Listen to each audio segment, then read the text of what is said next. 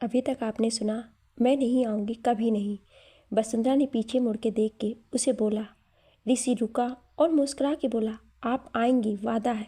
14 दिन, ठीक 14 दिन बाद आप वापस से वहाँ होंगी जहाँ आपको होना चाहिए। ऋषि ये बोल के चला गया। वसुंधरा वहीं खड़ी रही। अब आ गए।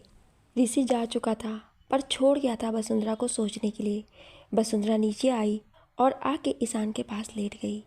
उसे कुछ समझ नहीं आ रहा था। ये सब सोचते हुए वसुंधरा की आंख लग गई। जब उसकी आंख खुली तो सुबह हो चुकी थी। नेहा की शादी हो गई थी। वसुंधरा जल्दी से उठ के आई तो वीर और नेहा साथ में बैठे थे। उसे देखकर मुग्धा ने पूछा, अरे बसु, कहाँ थी तुम? वसुंधरा ने उसे देखते हुए जवाब दिया, वो हमारी आंख लग गई थी थकान की वजह से। अच्छा आओ नेहा से मिल लो, वो जाने वाली है। ये कहते हुए मुग्धा वसुंधरा को नेहा के पास ले आई। वसुंधरा नेहा के पास आई। नेहा ने उसे देखा तो गले लग के रो पड़ी। वसुंधरा ने उसे शांत कराया और एक बॉक्स निकाल के उसे दिया। ये तेरे और वीर के लिए, बुआ जी और फूफा जी की तरफ से, मना मत करना आप। वसुंधरा के कहने पर नेहा ने नम आंखों से थाम लिया। नेहा की विदाई बहुत अच्छे से हो चुकी थी। नेहा की माँ थकी सी चेयर पर बैठी थी। सुशांत उनकी बगल में बैठा था। आंटी चलिए कुछ खा लीजिए। ये कहते हुए वसुंधरा एक प्लेट में नाश्ता ले आई थी। सुमन जी ने शादी की भाग दौड़ में कुछ नहीं खाया था ठीक से। वसुंधरा ने बहुत जिद करके खिला दिया था उन्हें सबसे एक बार मिलकर, और सुमन जी को अपना ख्याल रखने का बोल के वो वापस देहरादून के लिए निकल गई दोपहर तक। ईशान ने बहुत मुश्किल से वसुंधरा को छोड़ा था। उसके रोने को देखकर वसुंधरा ने उसे बहुत मुश्किल से शांत कराया था और जल्दी आने का बोल के चली गई थी। रात का वक्त, देहरादून। रात में वसुंधरा अपने क्वार्टर में पहुंची। थकान थी तो लेट गई वैसे ही, और आंखें बंद की तो उसे ऋषि के आगोश का एहसास हो गया। अचानक से उसने जल्दी से आंखें खोल दिया। मैं नहीं जाऊंगी वहाँ पर वापस, कभी नहीं। वसुंधरा ने ये बोला और आंखों को एक बार फिर बंद कर लिया। पर उसे ये नहीं पता था कि अगली सुबह क्या होने वाला है। सुबह वसुंधरा उठी और रेडी हो रही थी कि तभी उसके फ़ोन में एक बीप बजी।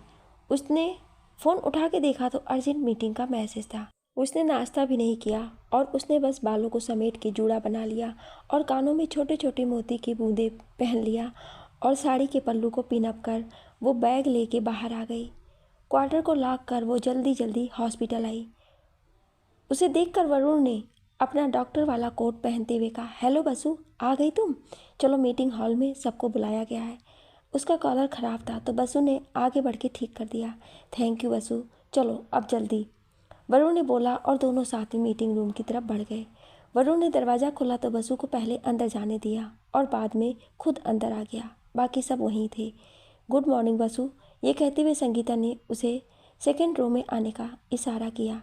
वरुण और वो दोनों ही जाके वहाँ संगीता के पास बैठ गए। तभी अफसाना भी भागती हुई अंदर आई। मैं लेट तो नहीं हुई ना? ये कहते हुए अफसाना आकर वरुण के पास बैठ गई। नहीं अफसाना जी, अभी तो कोई नहीं आया है। वैसे मैं तो नाश्ता भी नहीं कर के आया, सिमरन ने कचौरी बनाई थी। ये कहते हुए वरुण थोड़ा उदास हो गया। तभी वसुंधरा ने पूछा, पर यह मीटिंग क्यों है, वो भी इतनी अर्जेंट में? इस पर रुचि ने जवाब देते हुए कहा, तुम्हें नहीं पता, आज चेयरमैन साहब आ रहे हैं इस हॉस्पिटल के। वो जब भी आते हैं ऐसी ही मीटिंग होती है अर्जेंट में। वसुंधरा ने फिर से उससे पूछा, कौन है वो? अरे कौन नहीं, ये पूछो कैसा है वो। हाय, उसे देख ऐसा लगता है बड़े फुर्सत से बनाया है भगवान ने। अरे जब बोलता है तो कोई भी अपना दिल थाम ले। ये कहते हुए रुचि जैसे खो गई थी। तभी पीयूष ने अंदर आके बोला, सर आ रहे हैं, शांत हो जाए आप सब लोग। और ये कहते ही कुछ लोगों के कदमों की आवाज़ सुनाई दी। पहले डॉक्टर त्यागी अंदर आए और उनके पीछे नेवी ब्लू सूट में ब्लैक चश्मा लगाए, एक हाथ पॉकेट में डाले ऋषि अपने गार्ड्स और अमन के साथ अंदर आया। वसुंधरा ने जैसे उसे देखा उसका मुंह खुला का खुला रह गया। ऋषि बिना वसुंधरा की तरफ देखे अंदर आया। त्यागी साहब के अंदर आते ही सब खड़े हो गए थे। बैठ जाइए आप सब। उनके कहने पर सब बैठ गए। ऋषि ने सबकी तरफ देखकर कहना शुरू किया, गुड मॉर्निंग एवरीवन। तो जहाँ तक मुझे याद है मैं यहाँ 1 साल बाद आ रहा हूँ और मुझे हॉस्पिटल पहले से ज़्यादा अच्छा नज़र आ रहा है। यहाँ जितने भी डॉक्टर्स और नर्सेज हैं, अगर उन्हें कोई भी प्रॉब्लम है तो आके डायरेक्ट मुझसे बात कर सकते हैं। मैं 14 दिन तक यहीं रहूँगा। बाकी आप सब पूरी ईमानदारी से अपना काम कर रहे होंगे। अगर ऐसा नहीं है तो वो आप खुद अपने साथ बेईमानी करेंगे और मुझे ऐसे लोग बिल्कुल भी पसंद नहीं है। बाकी आप सबको इतनी जल्दी सुबह सुबह बुलाने के लिए माफ़ी। ये बोल ऋषि वहाँ से बाहर चला गया। वसुंधरा बस सोची जा रही थी। रुचि ने आहें भरते हुए कहा, हाय क्या बोलता है यार ये, चलो चले काम पर वापस। अफसाना के कहने पर सब बाहर आ गए। वसुंधरा भी बाहर आ गई। आप सब चले, हम आते हैं अभी। वसुंधरा के कहने पर सब आगे चले गए। उनके जाने के बाद वसुंधरा ने एक पेपर निकाला और कुछ लिखा और सीधे ऋषि के केबिन में गई। ऋषि आराम से बैठा सुहानी को कुछ बता रहा था। वसुंधरा को देख के सबको हाथों से इशारा किया। सब बाहर चले गए। आइए वसु, ऋषि ने मुस्कुरा के कहा, जैसे उसे पता था कि वसुंधरा आएगी। उसकी बात सुन वसुंधरा ने गुस्से में कहा, मिस कश्यप, मिस वसुंधरा कश्यप है मेरा नाम। मैं बस उनके लिए वसु हूँ जो मुझे प्यार करते हैं और मेरे करीब हैं, और मैं ये जॉब छोड़कर जा रही हूँ अभी इसी वक्त। ये मेरा रेजिग्नेशन लेटर है। ये बोल वसुंधरा टेबल पर अपने साथ लाया पेपर वहाँ रख के जाने लगी। ऋषि ने उसकी तरफ देख के कहा, वसु, आई मीन मिस कश्यप, आपने जब ज्वाइनिंग पेपर पर साइन किया था तो देखा था, उसे पढ़ा था? वसुंधरा ने पीछे मुड़ के उसकी तरफ देख के कहा, जी नहीं। कोई नहीं, मैं आपको बता देता हूँ उसमें क्या लिखा था। उसमें साफ साफ शब्दों में लिखा था कि आपका हमारे हॉस्पिटल के साथ 3 साल का कॉन्ट्रैक्ट है, और अगर आप इसे बीच में छोड़ के जाती हैं तो आपको पूरे 30 लाख रुपए देने होंगे। इसलिए इंसान को हमेशा सोच समझ के काम करना चाहिए। ये कहते हुए ऋषि खड़ा हो गया था। वसुंधरा ने ये सब सुना तो उसे खुद पे आज इतना गुस्सा आ रहा था जितना ऋषि के बोलने पर नहीं आई थी। वसुंधरा वापस जाने लगी तो ऋषि ने उसका हाथ पकड़ के अपनी तरफ खींच लिया। छोड़िए मुझे, मैंने कहा छोड़िए मुझे। वसुंधरा ने उसे धक्का देते हुए कहा, पर ऋषि की मजबूत बाहों से वो खुद को दूर नहीं कर पाई। ऋषि ने उसके चेहरे को अपने एक हाथ में ले कहा, शांत, कितना गुस्सा करोगी आप बसु? और मैंने कहा था ना कि 14 दिन। मैं इसलिए आया हूँ इस बार यहाँ, और आते वक्त वादा किया था ईशान से कि उसकी सिंड्रेला को साथ लेकर आऊँगा। उससे किया कोई भी वादा मैं आज तक नहीं तोड़ा हूँ वसु। आप हमारे साथ वापस हरिद्वार चलेंगी, वादा है आपसे मेरा। वसुंधरा ने गुस्से भरी नज़र से उसे देखा तो ऋषि ने उससे कहा, आपकी इन नज़रों की आदत नहीं है। मुझे ये नफ़रत आपकी बर्दाश्त नहीं हो रही है, इसलिए जल्दी से नज़रों में वही प्यार वाला शरारत और मुस्कान चाहिए जो हमें पसंद है। अब जाएं, काम करें। ये बोल ऋषि ने उसे छोड़ दिया। वसुंधरा गुस्से से चली गई। उसके जाते ही सुहानी और अमन वापस अंदर आ गए। वसुंधरा अपने काम में लग गई। दोपहर तक वो काम करती रही। उसने गुस्से में तब तक कुछ नहीं खाया था। वो कल से ही बिना खाए थी और गुस्सा इतना कि बस कुछ सोचने नहीं दे रहा था। उसे रह रह के चक्कर भी आ रहा था। संगीता ने ग्लव्स उतारते हुए उससे कहा, चल वसु, लंच करने। आप सब खा लो, मुझे भूख नहीं है। वसुंधरा ने जैसे ये कहा उसे चक्कर आने लगा। वो गिरने लगी पर वरुण ने उसे पकड़ लिया। अरे आराम से, क्या हुआ, तुम ठीक हो ना? ये कहते हुए वरुण ने उसे बॉस की बेंच पर बैठाया। सामने से आ रही कश्यप जी ने कहा, कैसे ठीक होंगी ये, कल से कुछ खाया ही नहीं है इस लड़की ने। तभी अफसाना और रुचि भी आ गई। अफसाना ने ये सुनकर कहा, ये तो गलत बात है वसु यार, चलो खाना खाओ पहले। वसुंधरा ने कहा, हम ठीक हैं, आप सब जाएं खा लें, हमारा मन नहीं है अभी। ये ऐसे नहीं मानेगी अफसाना, रुको अभी बताता हूँ। ये कहते हुए वरुण ने वसुंधरा को गोद में उठा लिया। अब हंस दिए और कश्यप जी ने हंसते हुए कहा, बहुत अच्छा वरुण बेटा, ऐसे ही मानेगी ये। वसुंधरा ने झिझकते हुए कहा, हमें नीचे उतारे डॉक्टर वरुण, सब हंस रहे हैं। चुप रहो और अब चलो। ये बोल वरुण उसे लेके बाहर कैंटीन में चला गया। पर कोई और भी था जो ये सब देख के बहुत गुस्से में था, जिसकी आंखों में चिंगारी उतर आई थी, और वो था ऋषि, जो एक पिलर के पीछे से देख रहा था खड़े होके। वसुंधरा ने खाना खाया तो एक प्यून ने आके उसे बोला कि ऋषि सर उसे बुला रहे हैं। उसने मन में सोचा कि अब क्या चाहिए इस आदमी को, आप चलें, हम आ रहे हैं। वसुंधरा के कहने पर वो चला गया। सबके साथ बात करते उसके दिमाग में से ये बात स्लिप हो गई और वो जाके अपने काम में लग गई।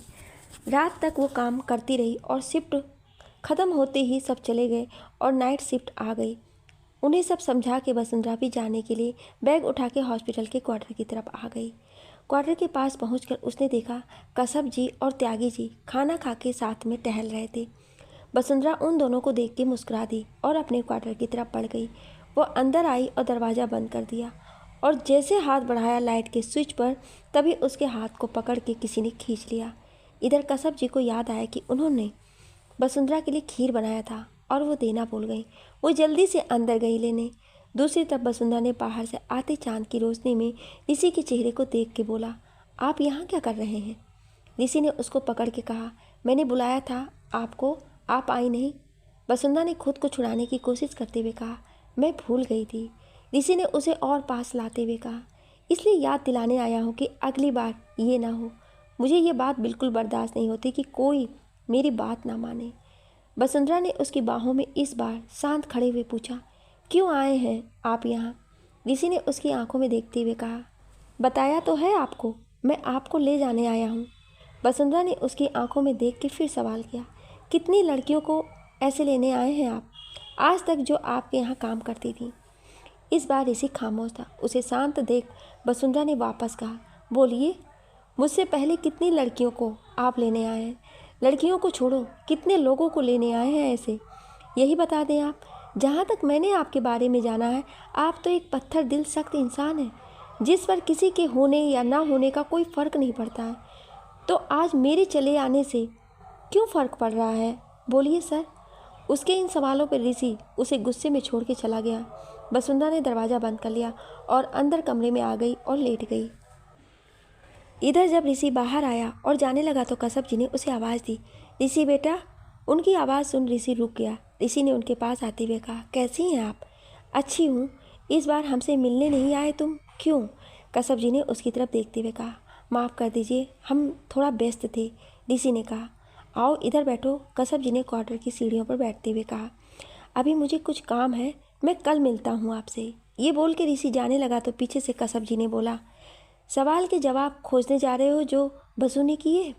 शायद मैं जवाब दे सकती हूँ उनके। कसब जी ने मुस्कुरा के कहा। ऋषि उनकी तरफ सवालिया नज़रों से देख रहा था, जैसे पूछना चाहता है कि उन्हें कैसे पता है इस बारे में। माफ़ करना ऋषि, मैं बसु को खीर देने गई थी, तब वो बोल रही थी और मैंने सुन लिया। जानती हूँ किसी की बातें नहीं सुनना चाहिए, इट्स बैड हैबिट, पर गलती से सुन लिया। इधर आओ बैठो, कसब जी ने कहा तो ऋषि उनके पास आया और बैठ गया कुछ दूर में। पसंद करने लगा तुम्हारा दिल उसे ऋषि? कसब जी के ये कहने से ऋषि परेशान हो गया। प्यार हो गया है उससे तुम्हें ऋषि? कसब जी ने जब ये बोला तो ऋषि हंसने लगा। आप क्या मजाक कर रही हैं मिस त्यागी? मैं ऋषि मल्होत्रा हूँ और मैं कभी प्यार नहीं कर सकता। ऋषि ने जब ये बोला तो कसब जी ने कहा, आंखों को बंद करो अपने। ऋषि ने कहा, क्यों? तो कसब जी बोली, करो तो बेटा। उनके कहने पर जब ऋषि ने आंखों को बंद किया तो उसकी बंद आंखों में बस वसुंधरा का चेहरा था। उसने जल्दी से आंखें खोल दी। क्या हुआ, बसु का चेहरा नजर आया ना? कसब जी की तरफ ऋषि हैरानी से देख रहा था। जब हमारे दिल में कोई बसता है, जब हम उसे चाहते हैं, तो आंखों के बंद होने पर बस उसका ही चेहरा दिखता है जिससे हम मोहब्बत करते हैं। जब वरुण ने उसे बाहों में उठा लिया था तो देखा था मैंने तुम्हारी आंखों में गुस्सा और जलन को, जो अक्सर तब आती है ऋषि बेटा जब ये दिल किसी को अपना मान बैठता है। आपको नहीं पता चला कि कब सख्त दिल में एक कोमल सी दिल की लड़की घर कर गई है।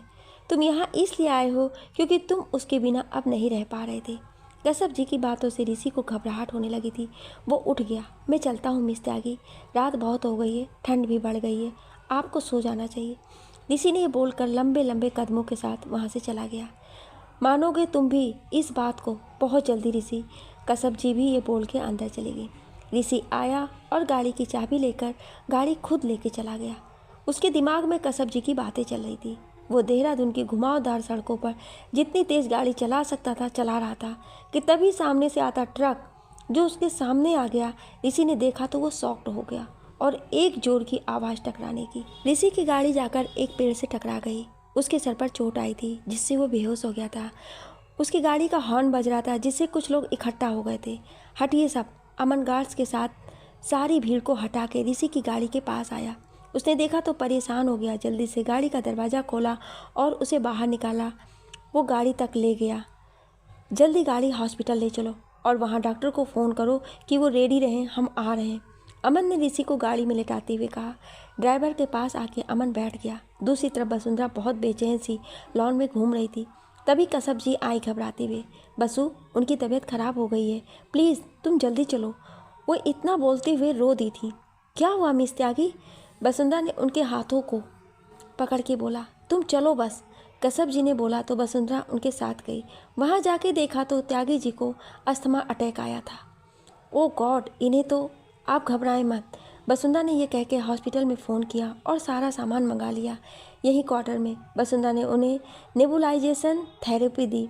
इस थेरेपी में तत्काल मरीज के फेफड़े तक दवा पहुंचकर श्वास में घुल जाती है और आराम देती है, जिससे कुछ देर में वो शांत हो गए। तभी दरवाजे पर किसी ने दस्तक किया। कसब और एक जूनियर नर्स को उनके पास छोड़ के वो बाहर गई देखने। मैम, डॉक्टर साहब कहाँ हैं? एक केस आया है, उन्हें अर्जेंट आना होगा, एक वार्ड बॉय ने कहा। उनकी तबीयत ठीक नहीं? मैं चलती हूँ आपके साथ, रुकिए आप। वसुंधरा ये बोल के अंदर गई। मैम, मैं अभी आती हूँ, एक केस आ गई है, सर को बुलाया था पर इनकी तबीयत ठीक नहीं है तो मैं जा रही हूँ। अब ये ठीक है, आप परेशान मत होना। कोई भी बात हो तो मुझे तुरंत बुला लेना, मैं यहीं हूँ। वसुंधरा ने उनका हाथ पकड़ के बोला। कसब जी ने नम आंखों से मुस्कुरा दिया।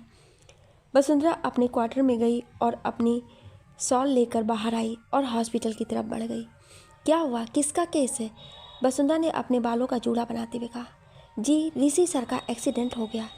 वार्ड बॉय के मुंह से ये सुनते ही वसुंधरा का हाथ जो बालों को मोड़ के जूड़ा बना रहा था वो रुक गया।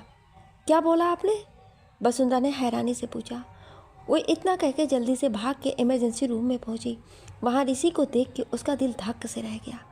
वो धीरे कदमों से उसके पास आई। डॉक्टर सिद्धार्थ वहाँ थे। उन्होंने जब वसुंधरा को देखा तो बोले, मिस कश्यप सर नहीं आए?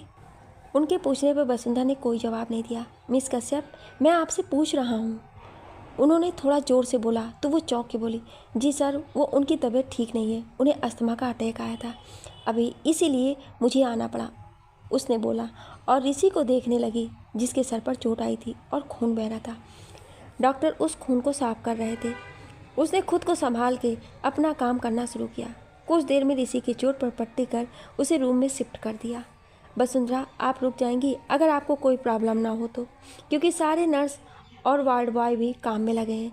आज वैसे भी नाइट में स्टाफ कम ही आया है और देखना शायद इन्हें बुखार हो आए रात में तो इंजेक्शन दे देना, डॉक्टर साहब ने बोला। जी सर, मैं यहीं हूँ, मैं सब देख लूँगी, वसुंधरा ने बोला तो डॉक्टर साहब चले गए। अमन अंदर आया उनके जाने के बाद दवाइयाँ लेकर। कैसे हैं सर? अमन ने जैसे कहा वसुंधरा गुस्से में बोलने लगी। कहाँ थे आप सब लोग?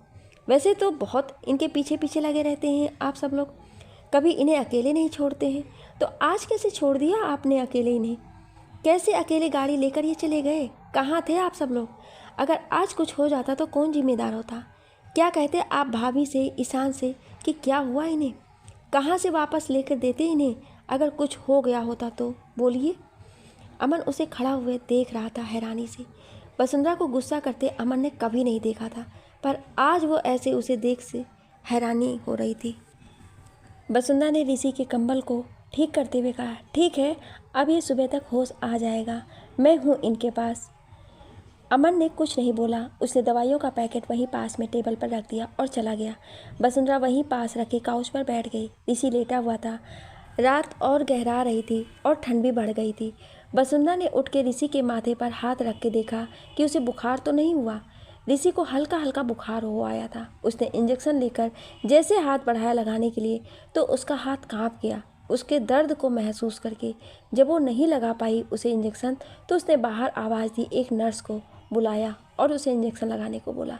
नर्स उसे हैरान होकर देखने लगी क्योंकि वसुंधरा एक अच्छी नर्स थी और बहुत आराम से बिना किसी पेन के इंजेक्शन लगा देती थी और हर बच्चा उससे बिना डरे इंजेक्शन लगवा लेता था, पर वो उससे बोल रही थी। खैर, उस नर्स ने इंजेक्शन लगाने के लिए कॉटन लिया और जैसे आगे बढ़ी तो वसुंधरा ने कहा, प्लीज़ थोड़ा ध्यान से।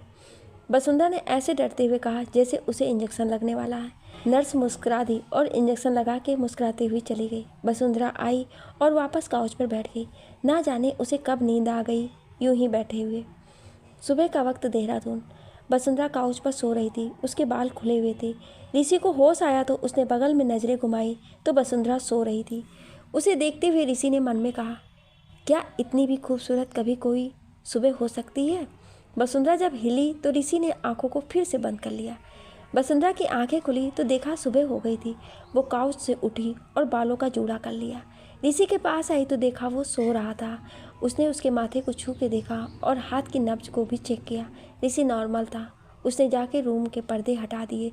तभी डॉक्टर साहब भी आ गए। ऋषि ने भी आंखों को खोल दिया था। डॉक्टर साहब ने अंदर आते हुए पूछा, good morning mister Malhotra ji, कैसा फील कर रहे हैं आप अब? जी ठीक हूँ, शुक्रिया कल के लिए।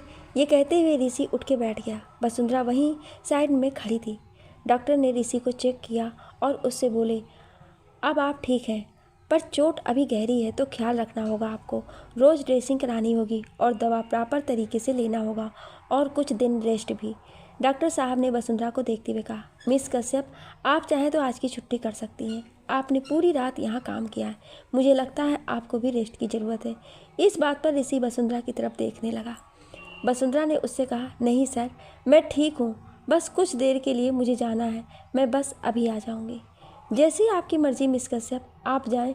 डॉक्टर साहब ने जैसे ही ये कहा, वसुंधरा बिना ऋषि की तरफ देखे वहाँ से चली गई। वसुंधरा बाहर आई तो अमन मिल गया।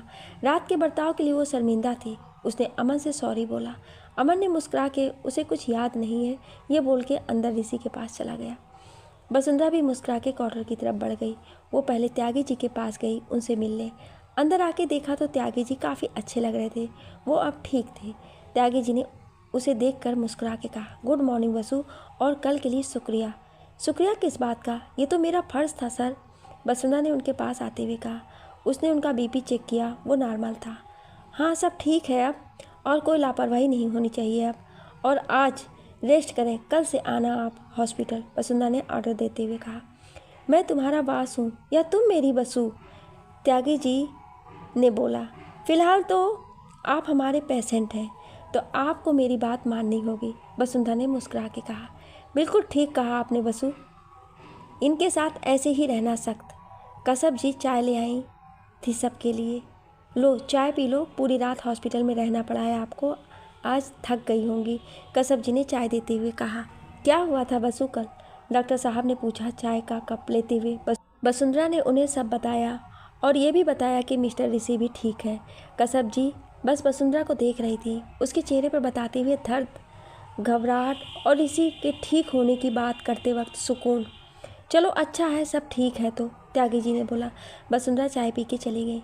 वसुंधरा अपने क्वार्टर आई और फ्रेश होकर रेडी होके वापस हॉस्पिटल आ गई। जब वो अंदर आई तो उसे सामने सब मिल गए। गुड मॉर्निंग वसु, कैसी हो? वरुण ने पूछा। ठीक हूँ, अभी आए आप सब लोग? वसुंधरा ने साइन करते हुए कहा रजिस्टर पर। हाँ यार, संगीता ने बोला। अफसाना ने पूछा, सुना कल मिस्टर मल्होत्रा का एक्सीडेंट हो गया था? वसुंधरा ने कहा, हाँ अब ठीक है वो, और कल त्यागी सर की भी तबीयत खराब हो गई थी। उन्हें अस्थमा का अटैक आया था, इसलिए आज वो हॉस्पिटल नहीं आएंगे। रुचि ने पूछा, अब कैसे हैं वो? इस पर संगीता ने हंसते हुए कहा, कौन रुचि जी, आपके ऋषि जी या डॉक्टर साहब? उनके बारे में मैं खुद पूछ लूँगी उनसे, रुचि ने कहा। ठीक है सर अब, वसुंधरा ने कहा। मिस कश्यप, ऋषि जी ना दवा खा रहे हैं ना नाश्ता कर रहे हैं, बोल रहे हैं कुछ काम है। अगर सर को पता चला कि ऐसा हुआ है तो आप समझ रही हैं ना, प्लीज़ आप चलें, एक नर्स ने बोला। जी चलें, मैं आती हूँ। वसुंधरा ये बोल के चली गई। सब अपने अपने काम में लग गए। वसुंधरा रूम में आई तो सारी नर्स वहाँ खड़े थे डरे हुए, और ऋषि सुहानी और अमन के साथ कुछ डिस्कशन कर रहा था। वसुंधरा ने सारे नर्स को बाहर जाने का इशारा किया। ऋषि ने देखा वसुंधरा की तरफ। ये लीजिए नाश्ता। वसुंधरा ने प्लेट उसकी तरफ देते हुए कहा, आप देख रही हैं ना, मैं कुछ डिस्कस कर रहा हूँ। ऋषि ने यह बोला तो वसुंधरा ने कहा, आप सब बाहर जाएं। ऋषि ने बोला, कोई कहीं नहीं जाएगा, ये आपका ऑफिस नहीं है और मैं आपकी कोई एम्प्लॉय नहीं हूँ। इस वक्त मैं एक हेड नर्स हूँ और आप मेरे पेशेंट हैं, तो चुप एकदम। आप सबने सुना नहीं मैंने क्या कहा? वसुंधरा ने गुस्से में बोला तो दोनों बाहर चले गए। ऋषि उसे हैरानी से देख रहा था। ये लीजिए, वसुंधरा ने प्लेट देते हुए कहा तो इस बार ऋषि ने प्लेट ले लिया और खाने लगा। ऋषि ने नाश्ता किया तो वसुंधरा ने उसे दवा दी। वसुंधरा बाहर गई और वार्ड बॉय से रुचि को बुलाने को कहा। ऋषि ने उसे देखते हुए कहा, शुक्रिया, कल आपने मेरा ख्याल रखा इसलिए। वसुंधरा ने बिना किसी भाव से कहा, it's my duty sir. Don'ts thank, आराम करें आप। रुचि आई तो वसुंधरा ने उसे ऋषि के पास रुकने को बोला और खुद चली गई चिल्ड्रन वार्ड में। रुचि को तो जैसे बिना मांगे वो मिल गया था जो वो सिर्फ सोच रही थी। वो मुस्कुराते हुए वहाँ खड़ी रही। अब ऐसे दांत मत दिखाओ, जाके मेरी असिस्टेंट को बुलाओ, ऋषि ने गुस्से से बोला तो रुचि की हंसी गायब हो गई। रुचि गई और सुहानी को बुलाया जो बाहर ही थी। सुहानी अंदर आई। ऋषि उससे और अमन से फिर से डिस्कशन में लग गया। रुचि वहीं बैठी उसे घूर रही थी।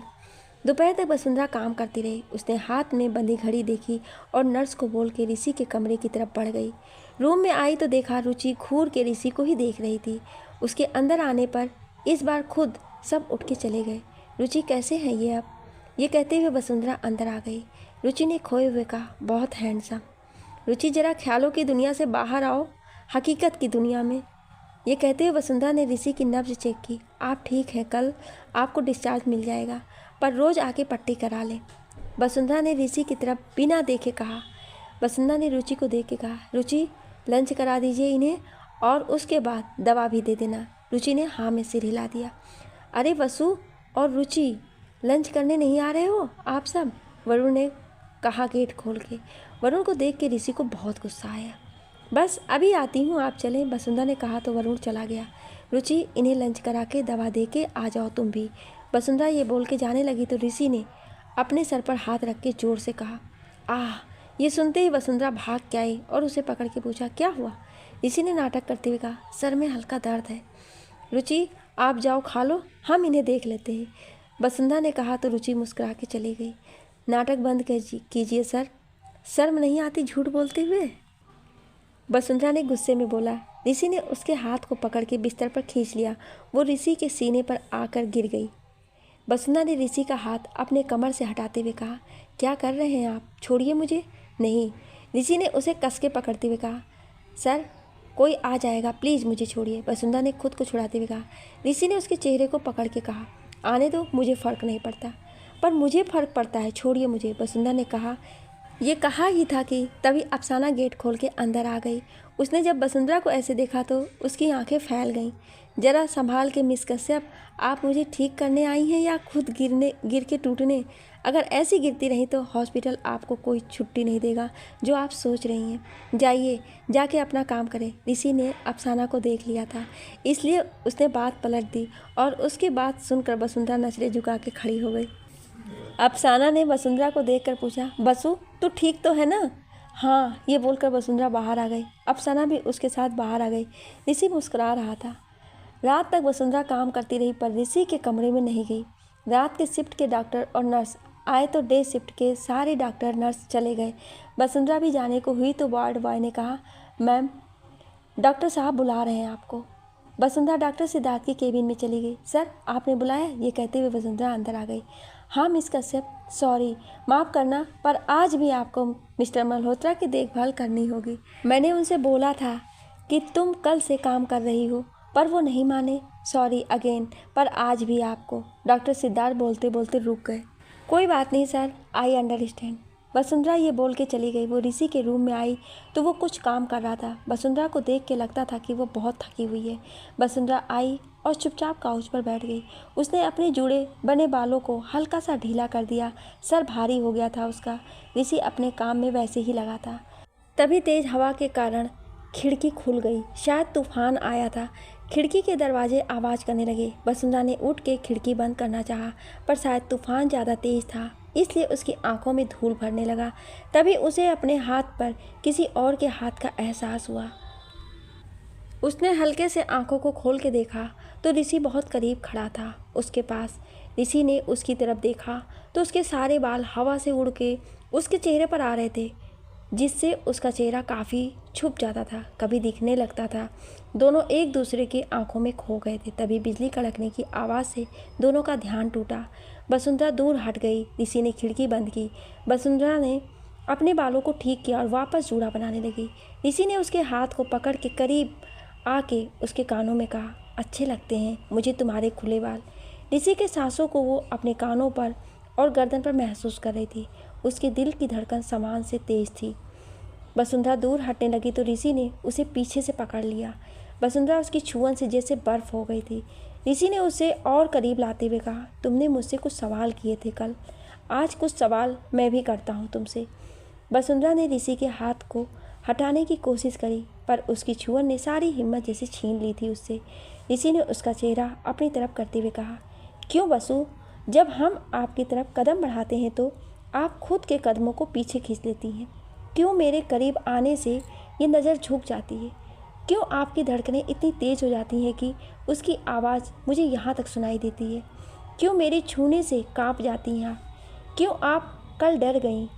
क्यों मुझे कल आप इंजेक्शन नहीं लगा पाईं? क्यों मुझे दर्द में देख के आप दर्द में आ गईं? क्यों वसु, बोलो। वसुंधरा ने कांपते होठों से कहा, मुझे जाने दीजिए सर, जवाब नहीं है, हाँ बोलो। ये कहते हुए ऋषि उसके चेहरे को और पास ले आया था। वसुंधरा ऋषि के सवालों से परेशान खड़ी थी। ऋषि की नज़र उसके चेहरे पर थी। बोलो वसु, है कोई जवाब मेरे सवालों का? ऋषि ने उसे देख के बोला। दूर हटिए मुझसे सर, वसुंधरा ने कहा और बाहर चली आई कमरे से। वो भागती हुई अपने क्वार्टर में आ गई। ऋषि खड़ा उसे जाते हुए देख रहा था, खिड़की से जो क्वार्टर की तरफ ही खुलता था। कहाँ तक भागोगी इन सवालों से वसु? ऋषि ने बोला। ऋषि आके लेट गया बिस्तर पर वापस से। वसुंधरा भाग के गई, अपने बिस्तर पर लेट गई और आंखें बंद कर ली। उसको अपने सांसों में आज ऋषि का एहसास हो रहा था। अपने कानों में ऋषि के किए सवाल सुनाई दे रहे थे। उसने अपने कानों पर अपने दोनों हाथ रख लिए और सिकुड़ गई खुद में। ऋषि भी आंखें बंद किए कसब जी की बातों को याद कर रहा था। न जाने कब तक ऐसे सोचते हुए दोनों ही नींद के आगोश में जा चुके थे। सुबह का वक्त हॉस्पिटल। ऋषि आज जल्दी उठ गया था। वो फ्रेश होकर रेडी हो रहा था। ब्लैक सूट पैंट और डार्क ब्लू शर्ट पहने हुए रेडी हुआ और बाहर आ गया रूम से। जब सारे फीमेल नर्स और डॉक्टर ने उसे देखा तो आंखें फाड़े उसे देखे जा रहे थे। ऋषि अपने केबिन में आया, अमन को कॉल किया और 5 मिनट में आने को बोल के काम में लग गया। काफ़ी दिनों से उसके सारे काम पेंडिंग पड़े हुए थे। कुछ देर में सुहानी भी आ गई।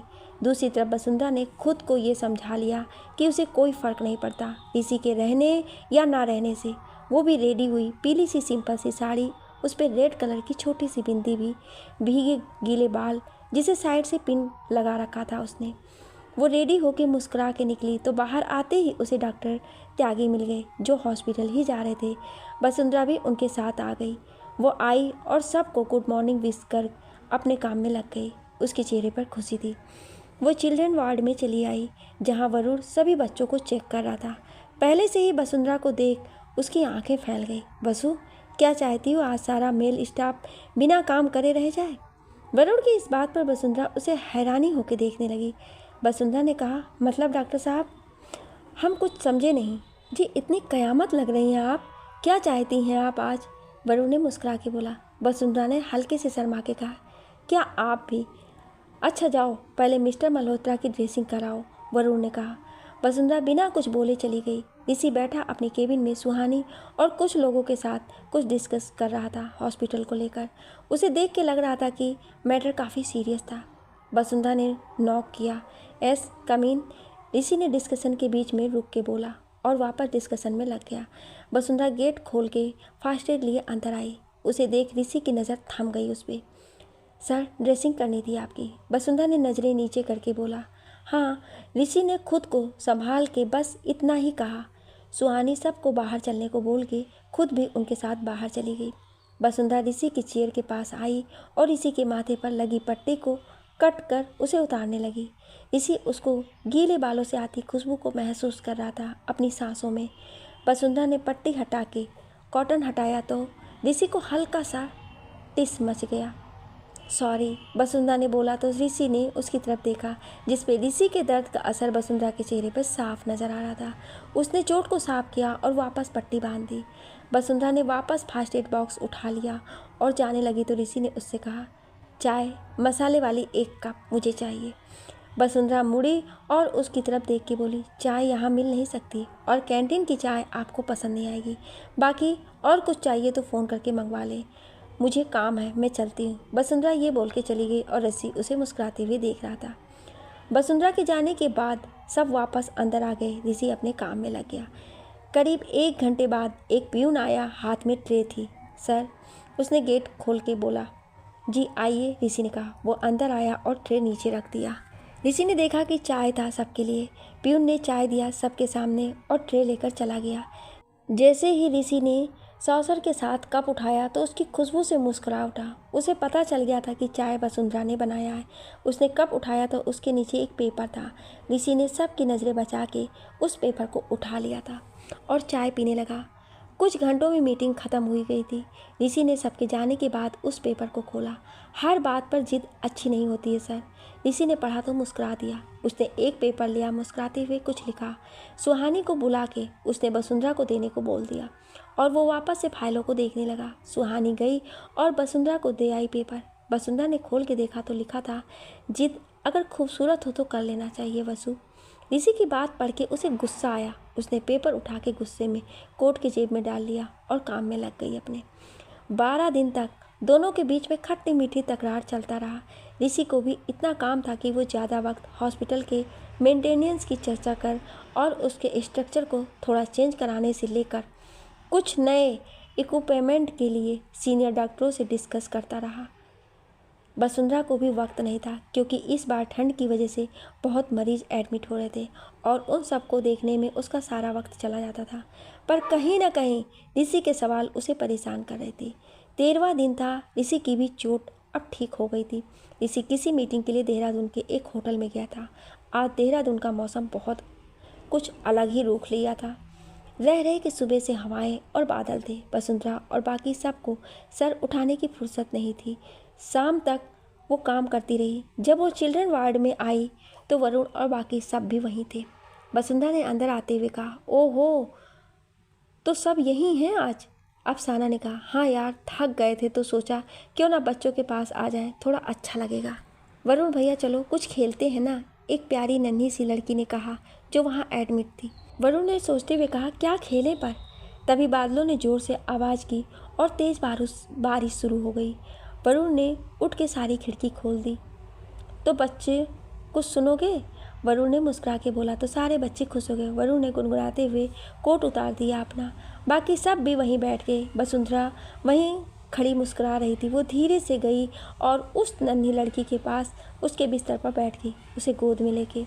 वरुण ने कहा, पर मेरे साथ आप सब गाओगे तो ही मैं गाने वाला हूँ। तो सारे बच्चे आ गए उसके साथ और उन्होंने गाना शुरू किया बहुत प्यारी सी आवाज़ में। बाहर बारिश और हवा चल रही थी। वादियों को खूबसूरती और बढ़ रही थी। बारिश के पानी में नहा के तभी बच्चों ने गाना शुरू किया। वसुंधरा, संगीता और अफसाना बैठी मुस्कुरा रही थी सब बच्चों को देख के। तभी वरुण ने गाना शुरू किया। तभी सारा स्टाफ आ गया ये मस्ती देखने। त्यागी साहब भी मुस्कुरा रहे थे देख के। रुचि भी आ गई थी और बच्चों के साथ नाचने लगे। बच्चे गए, अफसाना, संगीता और वसुंधरा को ले आए हाथ पकड़ के। वसुंधरा ने साड़ी का पल्लू कमर में टाका और बच्चों के साथ गाने लगी। अफसाना और संगीता भी आ गई। सब उसके साथ डांस करने लगे। ऋषि भी आ गया था। उसने कॉरिडोर की खिड़की से वसुंधरा को देखा जिसके बाल एक तरफ थे सारे और वो कमर से हल्के नीचे आ रहे थे। पल्लू कमर से बंधा था। पर वसुंधरा को वरुण के साथ देख ऋषि को गुस्सा आ गया। उसने अपनी मुट्ठी कस के बंद कर ली और वहाँ से बाहर चला गया सीधे। वसुंधरा और सब आज बहुत खुश थे। अफसाना, संगीता और वसुंधरा ने सभी बच्चों को बिस्तर पर भेज दिया और कुछ नाइट शिफ्ट की नर्सेज को छोड़ के वो सब बाहर आ गए खुश होते हुए। यार घर कैसे चलें, बारिश हो रही है, संगीता और रुचि ने कहा। मैं छोड़ दूंगी, आ जाओ मेरे साथ मेरी गाड़ी में, अफसाना ने कहा। मैं तो निकल रहा हूँ मेरी जान, इंतज़ार कर रही है पकोड़े और चाय के साथ, बाय सबको। इतना बोल के वरुण भागता हुआ अपनी गाड़ी के पास आ गया और बैठ के सबको हाथ से बाय का इशारा कर मुस्कुरा के चला गया। संगीता और रुचि अफसाना के साथ निकल गई। वसुंधरा भी मुस्कुराते हुए अपने क्वार्टर की तरफ मुड़ी। तभी ऋषि उसका हाथ पकड़ के गाड़ी के पास लाया और अंदर बैठा दिया गुस्से से। वसुंधरा कुछ समझ नहीं रही थी। ये क्या बदतमीजी है सर, वसुंधरा ने बोला और दरवाज़ा खोल के बाहर जाने लगी। पर ऋषि ड्राइविंग सीट पर आकर वापस उसे अंदर कर दरवाज़ा लॉक कर देता है और सीट बेल्ट लगा के गाड़ी फुल स्पीड में चला दिया। वसुंधरा घबराई हुई सी बैठी थी। गाड़ी इतनी स्पीड में चल रही थी कि वसुंधरा डर गई थी। उसने डरते हुए कहा, सर गाड़ी रोकिए, कुछ हो जाएगा, प्लीज़ रोकिए गाड़ी। डर और घबराहट से उसके आंखों से आंसू गिरने लगे थे। ऋषि इससे बेखबर बस गुस्से में गाड़ी चलाया जा रहा था। सामने से आता हुआ ट्रक जब लड़ते लड़ते बचा तो वसुंधरा के मुंह से चीख निकल गई। वसुंधरा ने घबरा के रोते हुए कहा, sir please stop the car please. गाड़ी एक पहाड़ी पर चढ़ती जा रही थी। ऊपर पहुंच के ऋषि ने घुमा के गाड़ी रोकी तो वसुंधरा ने डर के अपने चेहरे को अपने दोनों हाथों में छुपा लिया। वो एक सुनसान जगह थी, दूर तक फैली खाली ज़मीन जिसकी मिट्टी अभी गीली थी बारिश की वजह से। बारिश हल्की हो गई थी, बस रह रह के बूंदें बरस रही थी, पर हवाएं चल रही थी बहुत तेज। ऋषि बाहर आया और गुस्से में कोट निकाल के गाड़ी में फेंक दिया और दरवाज़ा बंद कर दिया। गुस्सा इतना कि उसका पूरा मुंह लाल था। उसने शर्ट की बाजू खोल के फोल्ड की और टाई की नॉट को ढीला किया। वसुंधरा की तरफ गया और उसका हाथ पकड़ के उसे बाहर निकाला। वसुंधरा का पूरा चेहरा आंसुओं से भीगा हुआ था। ऋषि का ये रूप उसने पहली बार देखा था। ऋषि ने चिल्ला के गाड़ी पर हाथ मारते हुए कहा, क्यों वसु क्यों? वसुंधरा उसके ऐसे बर्ताव से डर गई और ज़्यादा। ऋषि ने उसके चेहरे की तरफ देख के कहा, नहीं पसंद है मुझे आपका किसी और के करीब जाना, नहीं बर्दाश्त होता है मुझे। वसुंधरा अभी भी रोए जा रही थी। ऋषि वसुंधरा को कमर से पकड़ के पास लाया और उसके चेहरे पर आ रहे बालों को हटाया। धीरे से उसके चेहरे को अपने हाथ में लिया और करीब लाता है, इतना कि उसकी सांसों को वसुंधरा अपने चेहरे पर महसूस कर रही थी। वसुंधरा की नज़रों में डर था ऋषि के ऐसे करीब आने से। उसने ऋषि को दूर धक्का देने लगी, पर ऋषि ने उसे और कस के पकड़ लिया और उसके हाथों को पीछे कस के लगाते हुए बोला, मैं करीब आता हूँ तो बुरा लगता है आपको, मेरा छूना इतना गंदा लगता है, मेरे छूने से मैला हो जाएगा ये तन आपका। क्यों मेरे पास आने पर छटपटा जाती है दूर जाने के लिए? ये कहते हुए ऋषि ने उसके चेहरे को अपने एक हाथ में ले लिया था। बारिश बहुत तेज होने लगी थी। दोनों ही उस बारिश में भीग रहे थे। वसुंधरा उसकी तरफ देख रही थी। ऋषि ने उसे छोड़ के दूर होते हुए कहा, बहुत हो गया, कल आप मेरे साथ वापस चल रही हैं। हरिद्वार में बहुत रह लिया आप, यहाँ पर बहुत दोस्त भी बना लिया आपने। वसुंधरा उसे हैरानी से देख रही थी। वसुंधरा बरसात में भीगती हुई खड़ी थी। अंदर बैठे वापस चलना है। ऋषि ने चेहरे पर बालों के पानी को पोंछते हुए कहा, पर बारिश से वो भीग गए वापस। वसुंधरा ने डरते हुए कहा, मैं आपके साथ कहीं नहीं जाऊंगी, मैं हरिद्वार वापस नहीं आ रही हूँ, कभी नहीं। ऋषि गुस्से से उसके पास आया और उसे बाजुओं से पकड़ के अपने पास लाकर उसकी आंखों में देखते हुए बोला, आप कल 12 बजे मेरे पास खुद चल के आएंगी और बोलेंगी कि मैं चलने के लिए तैयार हूँ। वादा करता हूँ मैं आपसे, और आप कल रात को आप वापस के वहाँ होंगी जहाँ आपको होना चाहिए। वसुंधरा ने उसकी आंखों में देख के कहा, क्यों कर रहे हो आप मेरे साथ ये सब? क्यों चाहते हैं आप कि मैं वापस आऊँ? क्यों मुझे मेरे हाल पर छोड़ नहीं देते आप? ऋषि ने उसकी आंखों में झांक के बोला, वसुंधरा जी, हम किसी के सवालों का जवाब नहीं देते, क्योंकि मुझे जवाब देने की नहीं, जवाब सुनने की आदत है। उसने वसुंधरा को छोड़ा और अपनी कोट गाड़ी से निकाल के उसे पहना दी। इस वक्त वो ठंड से काँप रही थी। ऋषि ने उसे गोद में उठाया और वापस गाड़ी में बैठा दिया और खुद गाड़ी में बैठ के ड्राइव करने लगा। पूरे रास्ते दोनों के बीच कोई बात नहीं हुई। कुछ देर में ऋषि पीछे के रास्ते से गाड़ी को क्वार्टर के सामने लाकर रोका। वसुंधरा बिना बोले उतर के चली गई अंदर।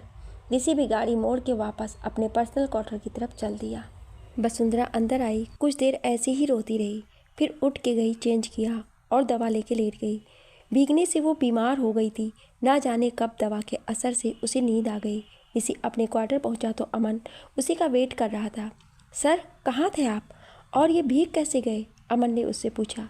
अमन, मैं कमरे में जा रहा हूँ, कोई मुझे डिस्टर्ब ना करे, और कल हम वापस हरिद्वार जा रहे हैं। ऋषि ये बोल के अपने कमरे में चला गया। अमन उसे देखता रहा जाते हुए कमरे में। ऋषि आया और वॉशरूम में चला गया। उसने बिना कपड़े उतारे शावर चालू किया और उसके नीचे खड़ा हो गया। कुछ देर ऐसे ही आंखों को बंद किए खड़ा था वो। फिर उसने शावर बंद किया और चेंज करके आ गया बाहर। बिस्तर पर लेटे हुए वो खिड़की से बाहर देख रहा था। वसुंधरा अपने कमरे में सो रही थी, पर दूसरी तरफ ऋषि की आंखों में नींद की जगह गुस्सा था, सिर्फ गुस्सा। वो रात के गुजरने का इंतजार कर रहा था, और इस इंतजार और गुस्से में एक वक्त के लिए उसको भी आंख लग गई। सुबह का वक्त, ऋषि का क्वार्टर। ऋषि के अलार्म की आवाज़ से आंख खुली। उसका सर दर्द से फटा जा रहा था। वो उठा और नहा के रेडी हुआ। नाश्ता कर उसने सुहानी से दवा मांगी और खाई और आके गाड़ी में बैठ गया। गाड़ी कुछ देर में हॉस्पिटल आके रुकी। ऋषि बाहर आया और अपने केबिन की तरफ चला गया। उसने सुहानी से एक पेपर बनाने को कहा।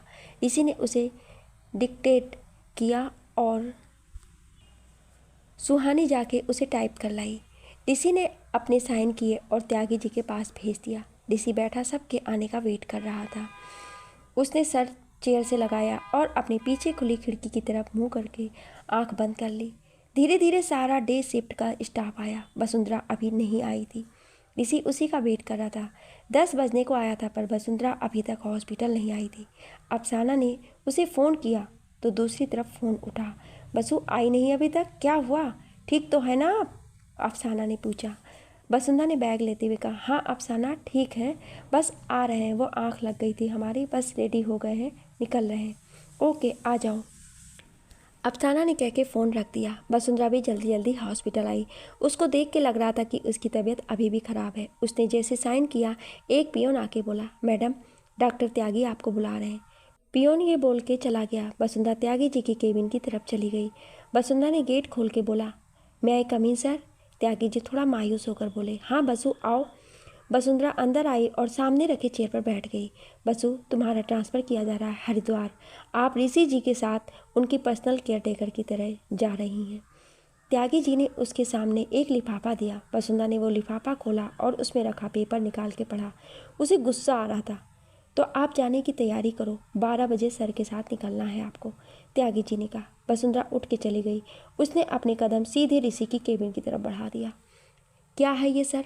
मैं आपके साथ कहीं नहीं जा रही हूँ, समझे आप? कहीं नहीं जा रही हूँ मैं आपके साथ। वसुंधरा ने सीधा अंदर घुसते हुए तेज से कहा। ऋषि का मुंह खिड़की की तरफ था।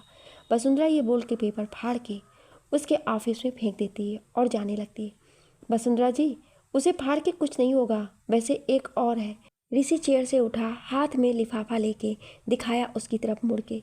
आपने एक लेटर फाड़ा है, दूसरा रेडी है, बिल्कुल वैसा ही, चाहे तो पढ़ सकती हैं। ये कहते हुए ऋषि ने उसके पास आते हुए दिया। वसुंधरा ने बिना देखे गुस्से में उसे फाड़ते हुए, मैं कहीं नहीं जा रही हूँ, समझे आप? देखिए मिस कश्यप, अब आप नहीं चली तो किसी को तो जाना होगा, शायद अफसाना को, शायद रुचि को, शायद संगीता, शायद वरुण, और अगर ये सब गए तो उनकी फैमिली को कौन देखेगा, क्योंकि वो तो अकेले हैं ना। ऋषि ने उससे टेबल से टिक के खड़े होते हुए कहा। वसुंधरा ने उसे गुस्से भरी नज़रों से देखकर कहा, आप मुझे धमकी दे रहे हैं, ब्लैकमेल कर रहे हैं? आप ऐसा कर सकते हैं? मैं कभी सोच भी नहीं सकती हूँ। ऋषि ने वैसे ही खड़े हुए कहा, वक्त कम है वसुंधरा जी, जल्दी फैसला करें कि मैं इन सब में से किसी को बोल सकूं। बाकी बातों के लिए मेरे पास वक्त नहीं है, और मैं कैसा हूं उसका फैसला आप कर सकती हैं आराम से बैठ के, पर इस फैसले के बाद मैं चलने को तैयार हूँ, वसुंधरा ने गुस्से में कहा। ऋषि ने अपनी रिस्ट वॉच को देख के बोला, जल्दी करें, यहाँ से निकलना है मुझे। वसुंधरा चली गई। वसुंधरा वहाँ से निकल के सीधा अपने क्वार्टर की तरफ चल दी। अंदर आई और खुद की मजबूरी पर रो पड़ी। कुछ देर बाद आंसू पोंछ के उठी वो और अपना सामान रखने लगी। सारा सामान पैक कर वो बैठ गई बिस्तर पर। कश्यप जी ने उसके कंधे पर हाथ रख के कहा, बसु जा रही हो? वसुंधरा ने सर उठा के देखा तो कश्यप जी थी और उन्हें पकड़कर रोक दी। वो कश्यप जी को पकड़ के वसुंधरा बोल रही थी, क्यों मैम, क्यों वो ऐसा कर रहे हैं मेरे साथ, क्यों नहीं मुझे छोड़ देते हैं? कश्यप जी ने उसके बगल में बैठ के उसके आंसू पोंछते हुए कहा, बसु शांत हो जाओ। बसु ज़िंदगी में बहुत से लोग मिलते हैं और चले जाते हैं, कोई ऐसा भी होता है जिसे समझना बहुत मुश्किल होता है। ऋषि बुरा नहीं है बसु, बस हालात ने उसे ऐसा बना दिया है। बहुत कुछ देखा है उस लड़के ने बसु, वो आज जैसा तुम्हें दिख रहा है वो तो एक बदला हुआ ऋषि है, जिसने अपनी भाभी को विधवा होते देखा है, जिसने अपने भाई की लाश को चौराहे पर पड़े देखा है, जिसने ईशान को अनाथ होते देखा है जन्म से पहले। वसुंधरा, ऋषि इस वक्त तुमसे नहीं लड़ रहा है, वो खुद से लड़ रहा है, इसलिए अपने गुस्से को वो तुम पर उतार रहा है। तुम बस शांत रहो वसु, कभी कभी खामोशी बहुत बड़ा हथियार होती है। तुम्हारा तो नाम ही है वसुंधरा, जिसमें बहुत ताकत होती है और धैर्य होता है। अगर उससे लड़ना है तो मत लड़ो उससे, क्योंकि यही उसकी हार है। और कुछ ऐसा भी है वसु जिससे आप दोनों ही अभी अनजान हो। वक्त आप दोनों को शायद वो भी बता दे। चलो अब शांत हो जाओ। कश्यप जी की बातों से वसुंधरा शांत थी। उसने अपना चेहरा धुला और कश्यप जी की दी हुई डेकोरेशन वाली लालटेन को बहुत प्यार से बैग में रख लिया। उनसे अलविदा ले वो स्टाफ से मिलने आई। सब उसी का वेट कर रहे थे। सॉरी, ऐसे जाना पड़ रहा है और वादा आप सबसे, जब भी वक्त मिलेगा मैं मिलने आती रहूँगी, वसुंधरा ने बैग रख के बोला। अफसाना ने उसे गले लगा लिया। संगीता उसके लिए प्यारा सा गिफ्ट लाई थी। रुचि ने उसे बहुत प्यारा सा फ्लावर वाला स्कार्फ दिया था। वरुण ने उससे बात नहीं की, वो मुंह फेर के खड़ा था। इतने दिनों में वरुण और वसुंधरा में एक बहुत अच्छे दोस्त का रिश्ता बन गया था। वरुण जी, वसुंधरा ने कहा तो वरुण ने उसे गले लगा लिया। अब मुझे लंच में अच्छा खाना कौन खिलाएगा? वरुण ने बोला तो सब हंस दिए। वसुंधरा उससे दूर हुई और उसके बाजू पर मारा। अरे सच बोल रहा हूँ, वरुण ने कहा। सबने वसुंधरा को अलविदा बोला। वसुंधरा बाहर आई तो देखा ऋषि गाड़ी में बैठा था। सुहानी ने उसका बैग लिया और पीछे वाली गाड़ी में रख दिया।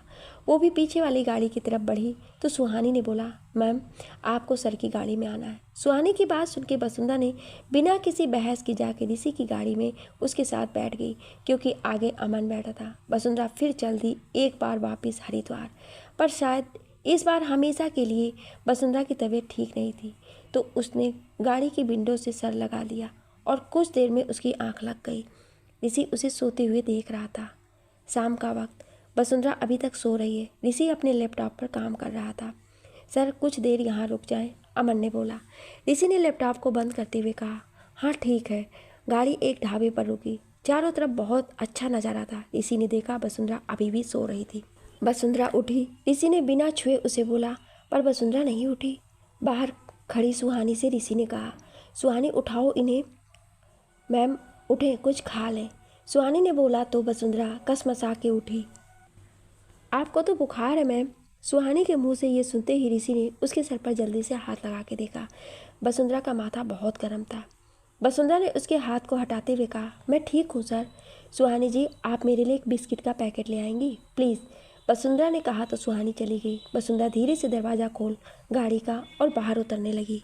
कहाँ जा रही हो? ऋषि ने पूछा। बैठे बैठे उबन हो गई है, मैं कुछ देर बाहर खड़ी होना चाह रही हूँ। रुको, ऋषि ने कहा और गाड़ी से उतर के वसुंधरा की तरफ आया। उसका हाथ पकड़ उसे सहारा देके बाहर लाया और वहाँ रखी एक खाट पर बैठा दिया और अमन को बुला के खाने की प्लेट मंगाई। अमन सुन के चला गया। सुहानी ने लाके बिस्किट का पैकेट दिया तो ऋषि ने उसे लेके साइड में रख लिया। अमन खाना लेके आया और दे के चला गया। सुहानी भी चली गई। ऋषि हाथ में प्लेट लिए बैठा था। लो खाओ इसे, ऋषि ने उसकी तरफ प्लेट करते हुए बोला। वसुंधरा ने नाम में सिर हिला दिया। ऋषि ने एक निवाला तोड़ के उसकी तरफ बढ़ा दिया तो वसुंधरा ने मुंह फेर लिया। ऋषि ने निवाला उसके मुंह की तरफ कर दिया। उसने फिर मुंह फेर लिया। तभी वहाँ बैठी एक औरत ने बोला, जो बगल की खाट पर बैठ के खा रही थी, खा ले लड़की, तेरा पति ऐसा है जो तेरे गुस्सा होने पर मना रहा है और खिला रहा है, वरना कौन इतना प्यार दिखाता है। इतने साल हो गए शादी को, पर आज तक खुद हाथ से खा रही हूँ। पर देख तेरा पति, तू गुस्सा है फिर भी बेचारा लगा ही है मनाने में, खिलाने के तुझे। ये मेरे, इतना ही बोल पाई थी वसुंधरा कि ऋषि ने उसके मुंह में निवाला डाल दिया। वसुंधरा उसकी तरफ आंखें बड़ी करके देखने लगी। वो औरत भी हंसी।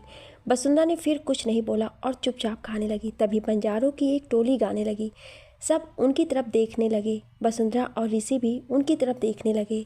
ऋषि वसुंधरा को खाना खिला रहा था और वसुंधरा सर झुका के खा रही थी। खाना खिला के ऋषि ने उसे पानी पिलाया और उसे दवा दे दिया। वो दोनों शांत बैठे थे और उन बंजारों को गाता देख रहे थे। ऋषि उठ के गाड़ी के पास आ गया। ऋषि गाड़ी से पीठ लगाए खड़ा था। हवाएं तेज हो गई थी। अचानक से ऋषि के दिल में क्या आया कि वो वसुंधरा की तरफ बढ़ गया। उसे देख वसुंधरा घबरा के उठ गई। ऐसा लग रहा था उस वक्त जैसे वहाँ कोई नहीं था। वसुंधरा के बाल हवा से पीछे की तरफ उड़ रहे थे। ऋषि बहुत गौर से देख रहा था उसके चेहरे को। उसने धीरे से वसुंधरा का चेहरा अपने हाथों में लिया और अपने सीने से लगा लिया। तभी वो चौंक गया क्योंकि अमन ने उसके कंधे पर हाथ रखा था। उसने देखा वो वहीं गाड़ी के पास खड़ा था।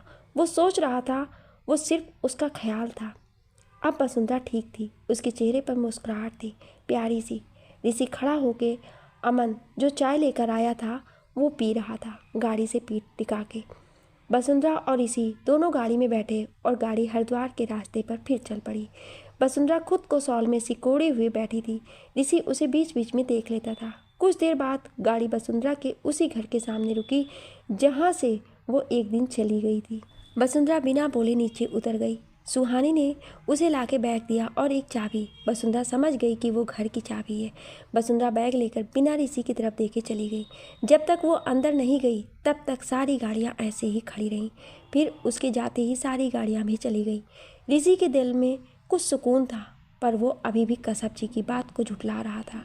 वसुंधरा अंदर आई, देखा सब वैसा ही था। ऐसा लग रहा था जैसे कोई उस घर को रोज़ साफ करता था, क्योंकि घर एकदम साफ लग रहा था। वसुंधरा अपने कमरे में चली आई। वो आके लेट गई बिस्तर पर। तभी उसके फ़ोन पर एक मैसेज आया। देखा तो रचना का है। उसने मैसेज पढ़ा तो खुश हो गई। रचना की प्लेसमेंट शिमला की किसी कंपनी में हुई थी और वो हरिद्वार आके उससे मिल के जाने वाली थी। वसुंधरा खुश थी। रात काफ़ी हो गई तो उसने फ़ोन नहीं किया उसे और खुद भी सो गई। पर ऋषि के दिमाग में बस वसुंधरा चल रही थी। कसब जी की बातें रह रह के उसके दिमाग को परेशान कर रही थी। वो हर लम्हा जो उसने वसुंधरा के साथ बिताया वो रह रह के उसकी आंखों के सामने आ रहा था। रह रह के उसे हर चीज़ का एहसास हो रहा था। वसुंधरा की सांसों का एहसास हो रहा था। जब उससे नहीं रहा गया तो उसने गाड़ी रुकवा दी और बाहर निकल गया। खाली सड़क पर वो परेशान सा खड़ा था। क्या होगा इस परेशान का हल कि ऋषि खुद के दिल की बात अब समझेगा? क्या ऋषि को वसुंधरा से मोहब्बत का एहसास हो गया है? जानने के लिए सुनिए अगले भाग में।